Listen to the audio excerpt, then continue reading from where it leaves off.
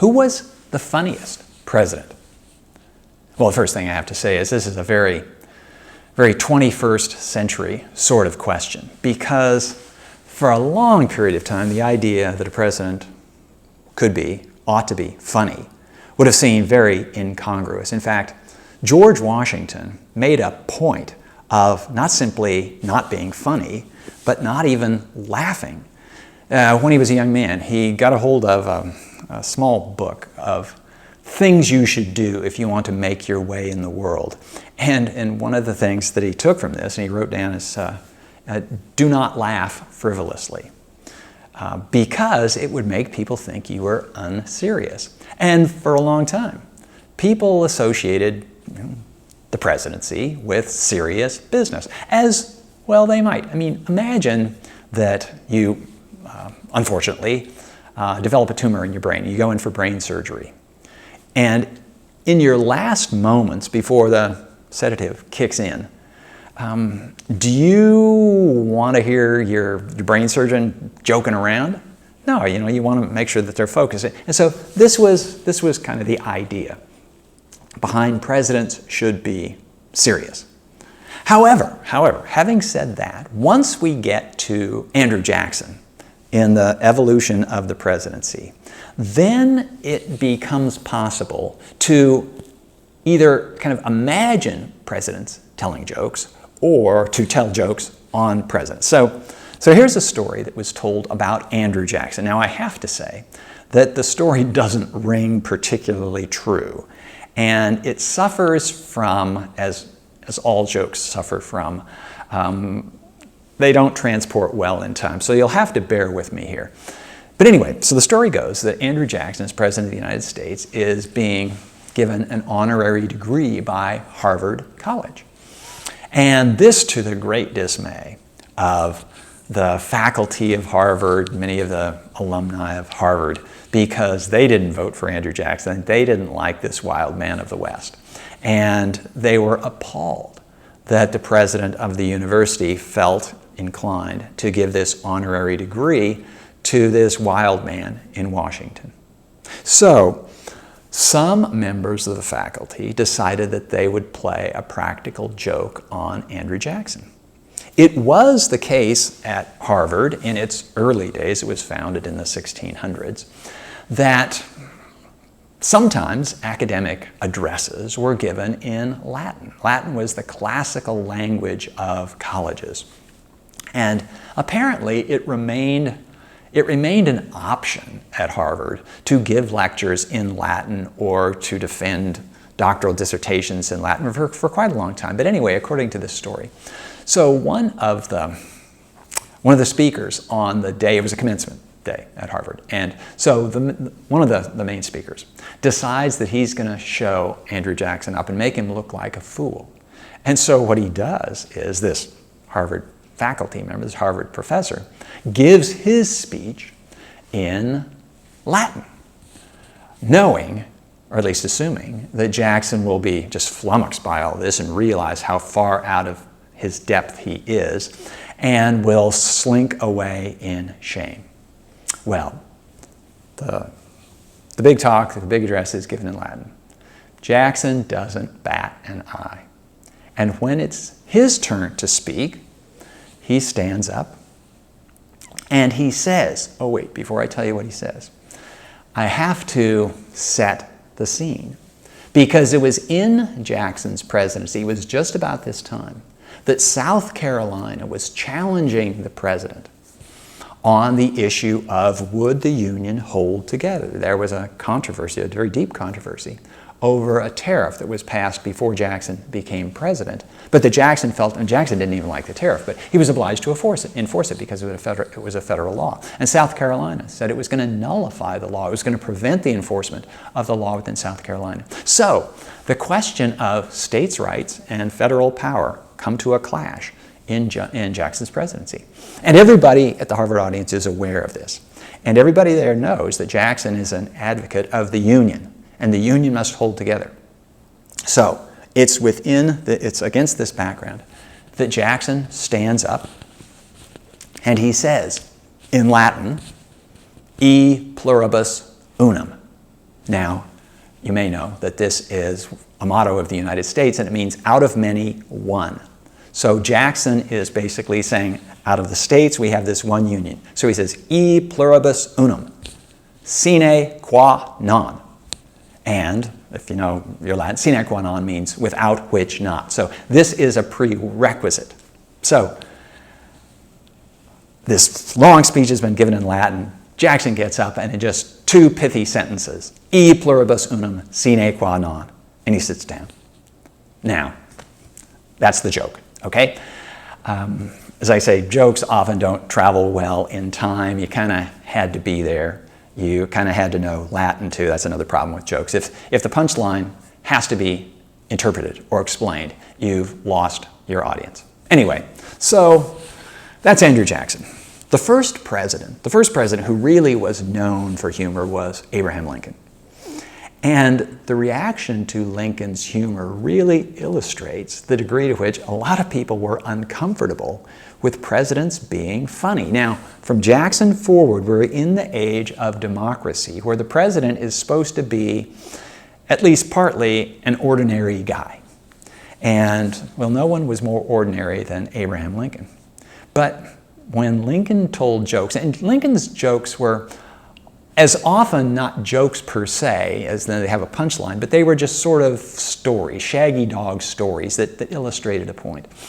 And people who worked with Lincoln, members of his cabinet, for example, when Lincoln would start in on one of these stories, their eyes would roll and they go, oh my God, this is going to be another one of those Lincoln stories. Well, Lincoln often explained his resort to humor by saying, I have to laugh, because this is in the middle of the Civil War. He said, I have to laugh because otherwise I would have to cry. But Lincoln was a pioneer of a form of humor that would really catch on over time in this new democratic culture. And it didn't usually apply at first to presidents, but it would later.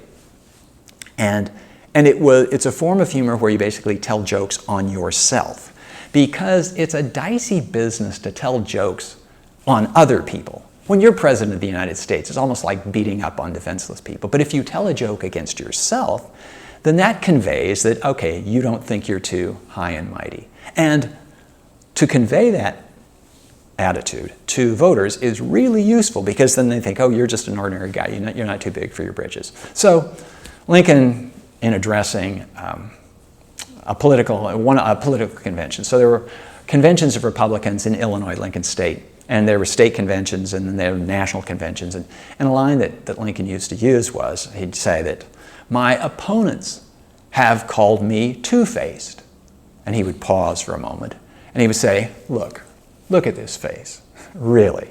Do you think if I had another face, I would wear this one? And that was kind of the level of the humor. There was another occasion when Lincoln was he was trying to get across a point about how, do you need to make your message public, or should you sometimes keep your thoughts to yourself? And he says, it reminds me of, I was traveling in the countryside in Illinois, and Lincoln was a lawyer, and he often had to go travel the circuit following the court to get cases. And he said, I was riding my horse along one day, and Lincoln rode around on horseback, and I passed this woman. And this woman she didn't seem to be in a very good mood, but she looked at me and she said, young fellow, I believe you are the ugliest person I have ever seen. And Lincoln, in the story, says, well, that may be, madam, but I really can't help it. And she says, well, yeah, but you could at least stay home. So this is the Lincoln brand of humor. And, take it for what it's worth. Whether you laugh or not at these things, it does let you know that this guy doesn't take himself too seriously. And that is an important point in politics, especially if you're running for office. Because once you get to the Democratic age, once you get to the age of Andrew Jackson and beyond, a principal indicator whether you're going to win the election or not is Do people like you? Do you think that they're likable? And if you think about it for a minute, elections in a democracy are at bottom popularity contests. Who gets the most votes is like when you voted for class president in grade school, to some degree. Anyway, so keep that in mind. So if we sort of move into the 20th century, there are various presidents. Franklin Roosevelt occasionally would tell a joke here and there, but they were one-liners, and you kind of had to be there. A person who, well, he wasn't known for telling jokes exactly, but jokes were told about him that conveyed an aspect of his personality. So here's a joke about Lyndon Johnson. So Lyndon Johnson is the centerpiece of this story. And this story is set in the 1960 campaign for the Democratic nomination. Lyndon Johnson, Democratic senator from Texas. He's running against Stuart Symington, senator from Missouri, and John Kennedy, senator from Massachusetts. Symington is the oldest, the most distinguished of the three. Johnson is the most accomplished. He's Senate Majority Leader. Kennedy is the fresh-faced upstart. And they are huddled in what's called the green room. This is where people who are going to go on television, they wait until it's time for them to go on stage or in front of the camera. And so they're waiting in the green room, and they're just sort of chatting. And John Kennedy, the youngest, addresses Stuart Symington, often called Stu, and Lyndon Johnson, Lyndon, because they're all members of the Senate, so they address each other by first name. And Kennedy says, "Lyndon, Stu, I have to tell you something. I have to tell you about a dream I had last night. And in this dream, God reached down from heaven and tapped me on the shoulder. And he said, Jack, this is your year. You are going to win the Democratic nomination. You are going to be the next president of the United States."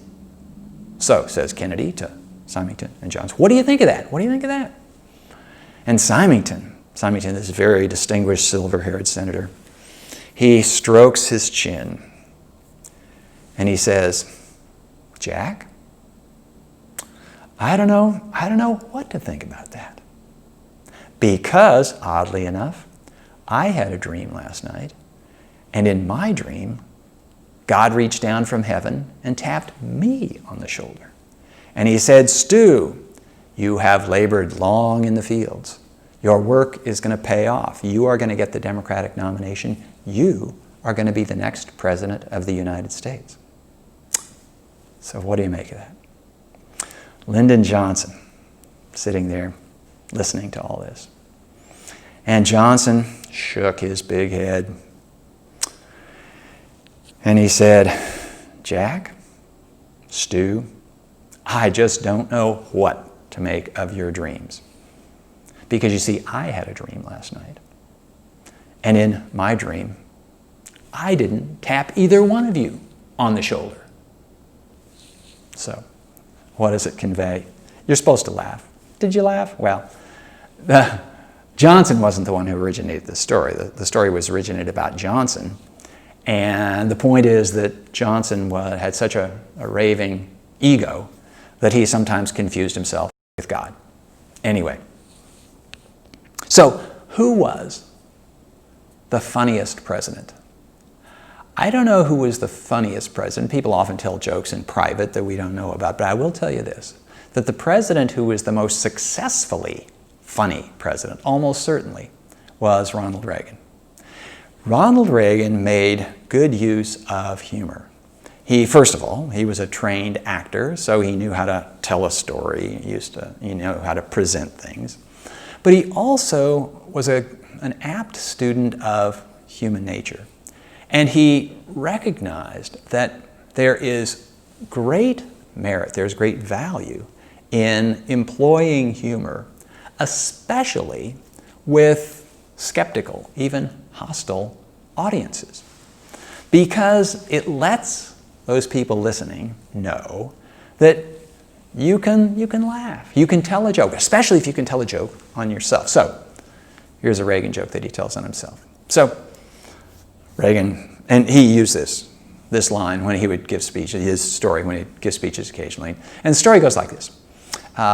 There's a small town in the Midwest, and Reagan's jokes were often set in small towns in the Midwest, in part because the Midwest, this is usually seen as the heartland of America. And small towns, yeah, they seem to be more honest and genuine than big cities. And, well, Reagan was from a small town in the Midwest. So anyway, so in this small town in the Midwest, on one day, a much beloved minister dies.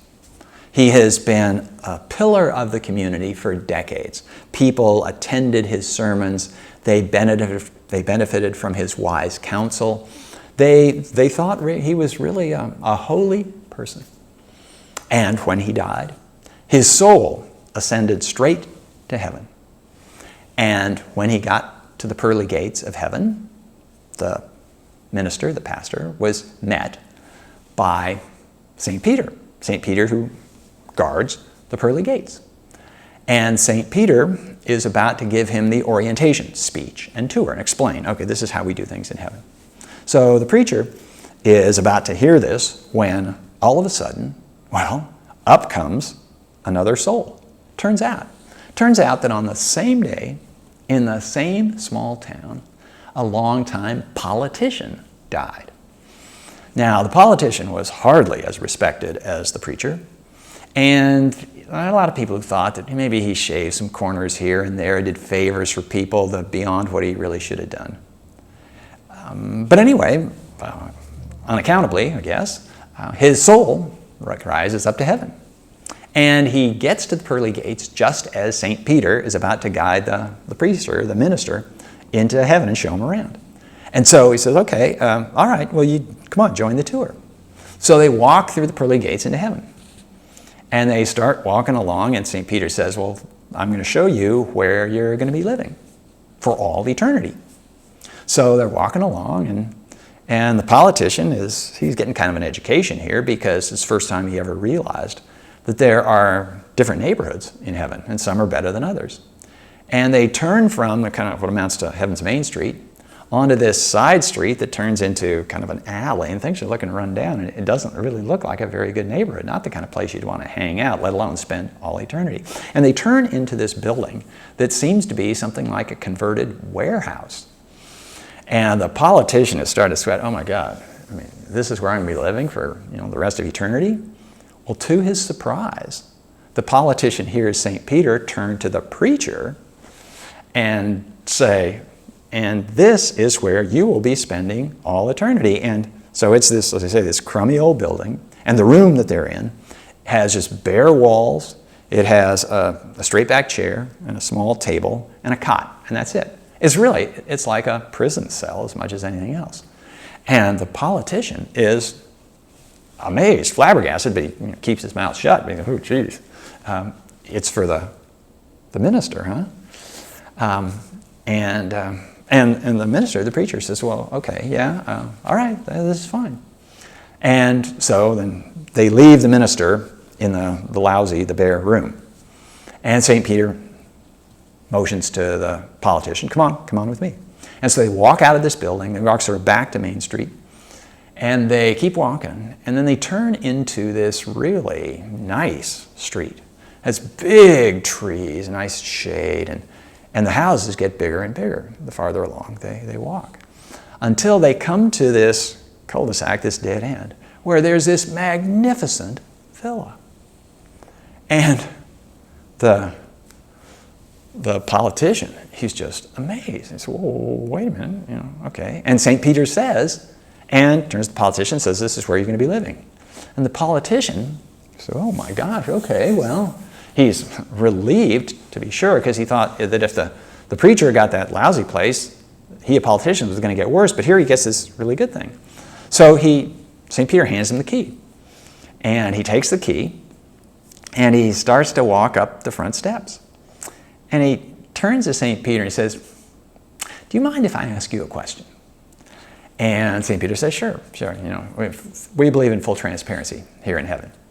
So the politician says, I don't get it. So the minister, that holy man of the cloth, he got this, this really bare bones, plain room, single room to live in for all eternity. And I get this big mansion. He's a holy man. I'm just a politician. And, so how do you explain that? And St. Peter says, well, you got to see how it is here in heaven. We've got dozens, we've got hundreds of ministers. You're the first politician who ever got in. So, this is Ronald Reagan's story. Now, keep in mind that he tells this story as a politician to people who are often kind of skeptical of politicians. In fact, most Americans at one time or another are skeptical of politicians. But in telling the story, the first thing is, I don't know if you laughed, but when I tell the story to live audiences, they usually get a chuckle out of it. And that's exactly what Reagan wanted. He wasn't striving for roars of laughter with people rolling on the aisles or anything like that, just a little chuckle. Because the little chuckle, and especially a chuckle that kind of spreads, because then it breaks the ice. It eases the tension in the room, as I say, especially for skeptical or hostile audiences. And Reagan had discovered over his career in Hollywood, in television, he was a spokesman for General Electric, often to skeptical audiences. When he was governor of California, when he was running for president for several years before he became president, he understood that if you can get people to laugh with you, you're halfway to getting them to agree with you. That humor is this way of showing you don't consider yourself to be too big a deal, and that you, the speaker, and the listeners, that you share this common humanity. You share this common moment of laughter, of humor. And if you share that, you can share very much more. For Reagan, this was probably his most important secret weapon, except after he'd been in politics for a while, it wasn't such a secret after all. But that didn't make it any less effective.